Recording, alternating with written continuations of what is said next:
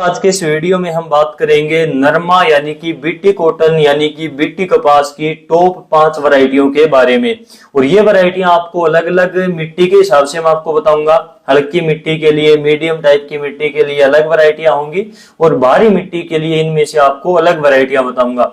और ये 5 वैरायटियां मेरे पर्सनल अनुभव के आधार पर मैं आपको बताऊंगा। जो वैरायटी आपके क्षेत्र में अच्छी पैदावार दे रही है 1-2 सालों से, उस वैरायटी की तरफ आपको ज्यादा ध्यान देना चाहिए, क्योंकि वो वैरायटी आपके क्षेत्र के मौसम के अनुकूल बनी हुई है और वही आपके खेत में अच्छी पैदावार निकाल सकती है।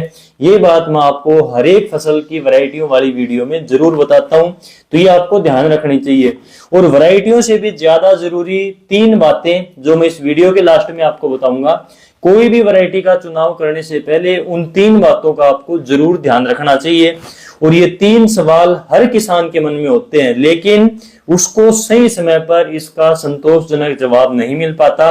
तो इन तीनों सवालों का जवाब आपको बिल्कुल सटीक और सरल भाषा में सीधा सा इस वीडियो के लास्ट में मिलेगा। वीडियो को पूरा देखना, दूसरे किसानों तक शेयर भी इसको जरूर करना। तो चलिए 5 वैरायटियां हम देख लेते हैं मिट्टी के हिसाब से। 5 की बजाय 6 वैरायटियां इस वीडियो में आपको बताऊंगा। 4 वैरायटियां ऐसी हैं जो हल्की से मीडियम टाइप की मिट्टी में आप लगा सकते हो। 2 वैरायटियां ऐसी हैं जो भारी मिट्टी के लिए रहेंगी। तो चलिए सबसे पहले हल्की से मीडियम टाइप की जो मिट्टी है उसके लिए हम 4 वैरायटियां देख लेते हैं। इनमें एक है टाटा धान्या की, दिग्गज के नाम से आती है, काफी फेमस और प्रचलित वैरायटी है। पिछले 2-3 सालों से काफी लोकप्रिय हुई है और बढ़िया पैदावार भी निकाल रही है। इस वैरायटी की अलग ही खासियत है, अलग ही इसकी पहचान हो जाती है। एक तो ये सबसे कम समय अवधि की वैरायटी है, यानी कि कम समय में तैयार हो जाती है।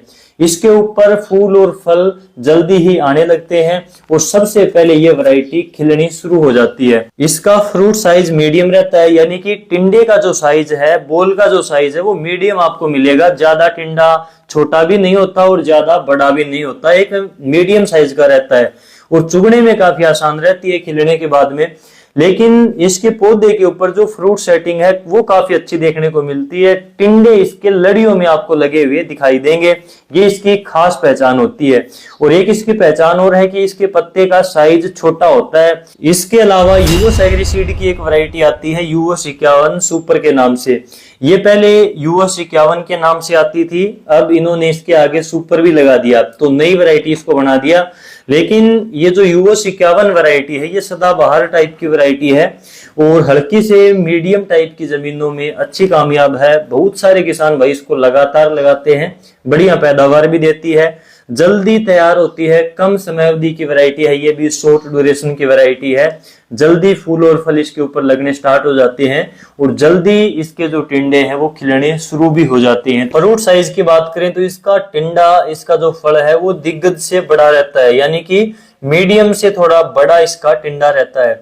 और टिंडे भी अच्छी खासी संख्या में लगते हैं पौधे के ऊपर, काफी अच्छी फ्रूटिंग आती है और काफी बढ़िया पैदावार देती है। हल्की से मीडियम टाइप की जमीनों के लिए काफी कामयाब वैरायटी है, आप इसको बिल्कुल लगा सकते हो। अगली वैरायटी है कावेरी सीड की, KCH 307 के नाम से आती है। इसका नाम आपने शायद सुना होगा क्योंकि पिछले साल अच्छा रिजल्ट दिया इसने भी। और हल्की से मीडियम टाइप की मिट्टी के लिए अच्छी वैरायटी है। शॉर्ट टाइम की वैरायटी है, यानी कि कम समय अवधि की वैरायटी है।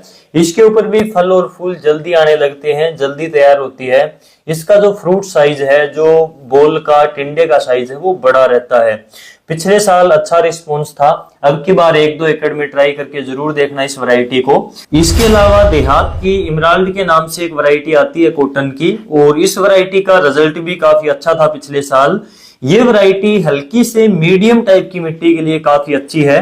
तो इसकी बिजाई आप अगर करते हैं तो 10 अप्रैल से 15 मई तक आप इसकी बिजाई कर सकते हैं। ये इसकी बिजाई का बिल्कुल अनुकूल समय है। शॉर्ट ड्यूरेशन की वैरायटी है, ये भी कम समय अवधि की वैरायटी है, जल्दी तैयार होती है। फल और फूल इसके ऊपर भी जल्दी आने लगते हैं और इसके फ्रूट का जो साइज है, जो टिंडे का साइज है वो बड़ा रहता है, बड़ा इसके ऊपर टिंडा आता है और खिलती भी जल्दी है। इसके पौधे की हाइट 6 से 7 फीट के आसपास रहती है।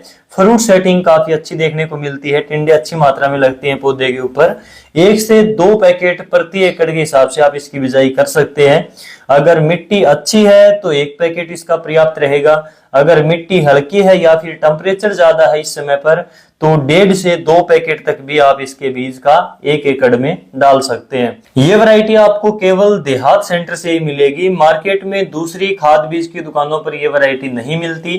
तो अगर आपको ये वैरायटी लगानी है तो जो देहात कंपनी का सेंटर आपके नजदीकी कहीं मार्केट में है तो वहां से आप इसको ले सकते हैं। अगर आपके खेत की मिट्टी हल्की या फिर मीडियम प्रकार की है तो इस वैरायटी को आप ट्राई करके जरूर देखना इस बार। और अगर आपके खेत की जमीन भारी है, जो कि धान और गन्ना के लायक मिट्टी होती है, या फिर आपके खेत की मीडियम प्रकार की मिट्टी है और आपने गोबर की देसी खाद अच्छी मात्रा में डालकर मिट्टी को ताकतवर बना रखा है, तो भी इसके लिए मैं आपको 2 वैरायटियां बताने वाला हूं भारी मिट्टी के लिए, जिसमें एक है राशि की 846 नंबर। ये नई वैरायटी है, लेटेस्ट है।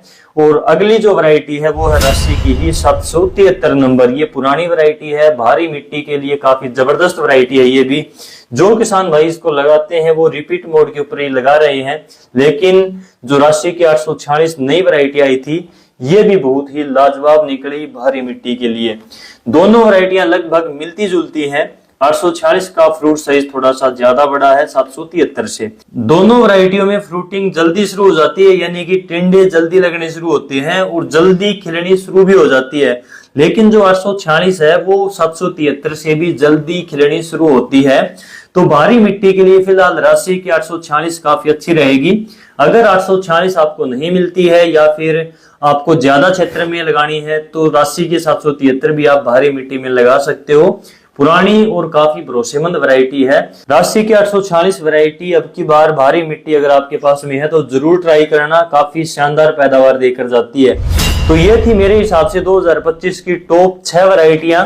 आपके आस पड़ोस में, आपके गांव में, आपके क्षेत्र में नरमा की, बीटी कॉटन की कौन सी वैरायटी सबसे ज्यादा लगाई जाती है और सबसे ज्यादा पैदावार देती है, तो उसका नाम कमेंट में जरूर बताना ताकि दूसरे किसानों को भी पता चले। और अब बात आती है उन 3 जरूरी बातों की, उन 3 सवालों की जो बीटी कॉटन की खेती करने वाले, नरमा की खेती करने वाले प्रत्येक किसान के मन में अब की बार हैं। जिसमें पहला सवाल है गुलाबी सुंडी। गुलाबी सुंडी का क्या रहेगा, कौन सी वैरायटी में कम आएगी, कौन सी में नहीं आएगी, या फिर कोई ऐसी वैरायटी भी है क्या जिसमें गुलाबी सुंडी ना आए। तो मैं आपको साफ स्पष्ट क्लियर शब्दों में बता देता हूं कि ऐसी कोई भी वैरायटी नहीं है जिसके अंदर गुलाबी सुंडी ना आती हो। अगर कोई भी कंपनी ऐसा दावा करती है, कोई भी व्यक्ति आपको ये बोलकर बीज बेचता है कि इसमें गुलाबी सुंडी नहीं आएगी, तो ये सरासर झूठ है, ये आप मानकर चलें। ये मेरा पर्सनल अनुभव कहता है, जो किसान भाइयों का फीडबैक आता है वो मैं आपको बता रहा हूं। सभी वैरायटियों में गुलाबी सुंडी आएगी या फिर किसी में नहीं आएगी, ये मौसम पर डिपेंड करेगा। जो वैरायटियां शॉर्ट ड्यूरेशन की हैं, कम समय अवधि की हैं, जल्दी तैयार होती हैं, जिनके ऊपर मैंने आपको पिछली 5-6 वैरायटियों के अंदर बताया सभी में कि इनके ऊपर जल्दी टिंडे लगने शुरू होते हैं, फूल फल जल्दी आता है और जल्दी खिलता है, जल्दी तैयार होती हैं, तो उन वैरायटियों में गुलाबी सुंडी का नुकसान कम देखने को मिलता है। ये थोड़ी सी फैक्ट वाली बात है।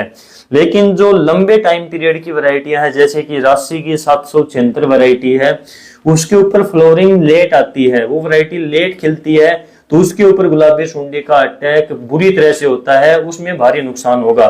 तो इस प्रकार से कम समय अवधि की वैरायटियां अगर आप लगाते हैं तो गुलाबी सुंडी का अटैक आपके खेत में कम देखने को मिलेगा, पैदावार पर असर कम होगा। ये बात यहाँ पर क्लियर हो जाती है। अगली बात आती है कि कौन सी वैरायटी लगाऊं।